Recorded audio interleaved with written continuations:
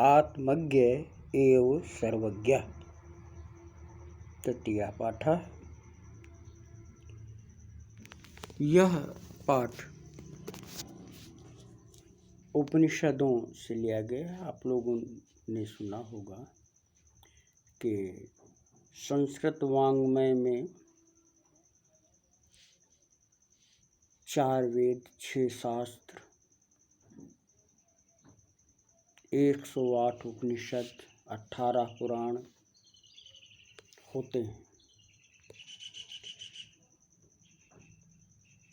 उपनिषदों में प्रायः आध्यात्मिक चिंतन को प्राथमिकता दी गई है और आध्यात्मिक प्रश्नों के उत्तर खोजने के प्रयास किए गए हैं। इस आत्मज्ञ सर्वज्ञः ये जो पाठ है, इसमें प्रसिद्ध ऋषि याज्ञवल्क्य और उनकी पत्नी मैत्रेयी के बीच हुए संवाद के द्वारा आत्मा की महत्ता को स्पष्ट किया गया है। देखिए, याज्ञवल्क्यो मैत्रेयीम् उवाच। याज्ञवल्क्य ने मैत्रेयी से कहा, मैत्रेयी उदस्यानहम् अस्मात् स्थानादस्मि। मैं इस स्थान से उन्नति करना चाहता हूँ, अर्थात मैं गृहस्थाश्रम छोड़कर वानप्रस्थाश्रम ग्रहण करना चाहता हूँ। ततस्ते अनया कात्यायन्या विच्छेदम कर्वाणि इति। इसलिए मैं तुम्हारा और दूसरी कात्यायनी का अलगाव, बंटवारा करना चाहता हूँ। यहाँ स्पष्ट करना उचित होगा कि याज्ञवल्क्य के 2 पत्नियाँ हैं, मैत्रेयी और कात्यायनी। तो वो चाहते हैं कि अपनी संपत्ति का बंटवारा इन दोनों में कर दें। मैत्रेयी उवाच।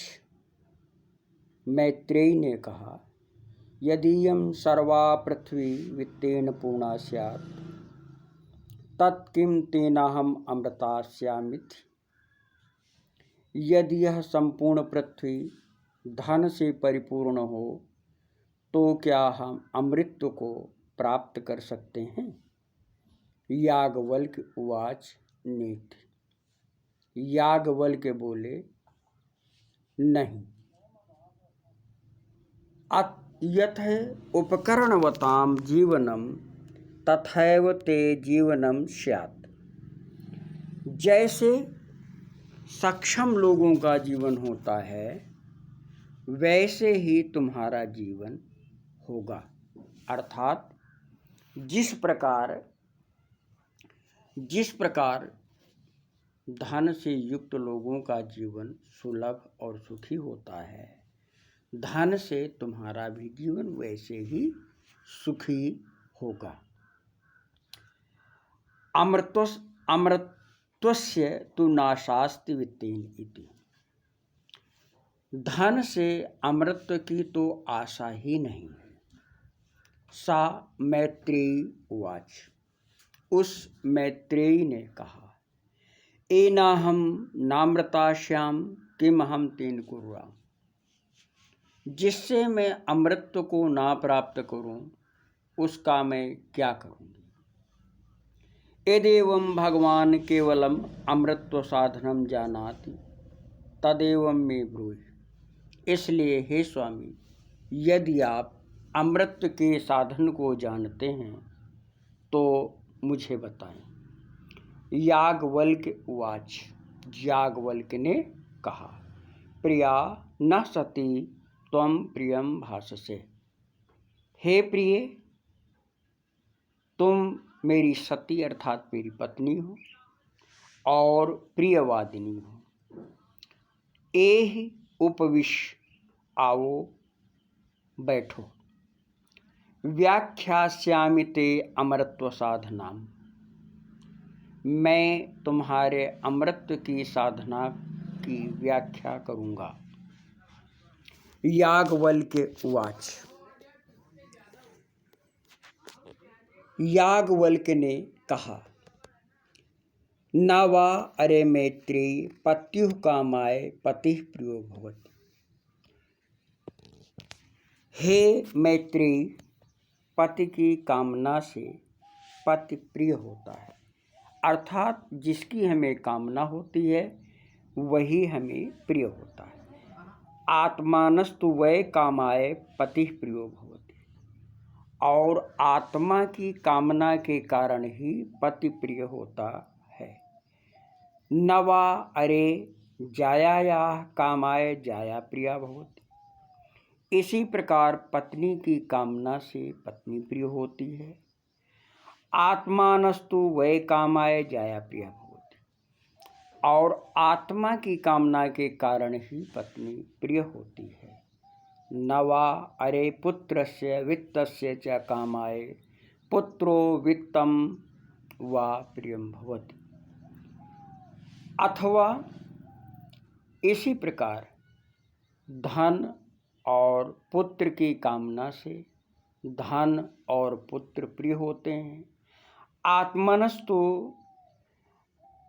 वै कामाय पुत्रो वित्तं वा प्रिया भवति, अथवा आत्मा की कामना के कारण पुत्र और धन प्रिय होते हैं।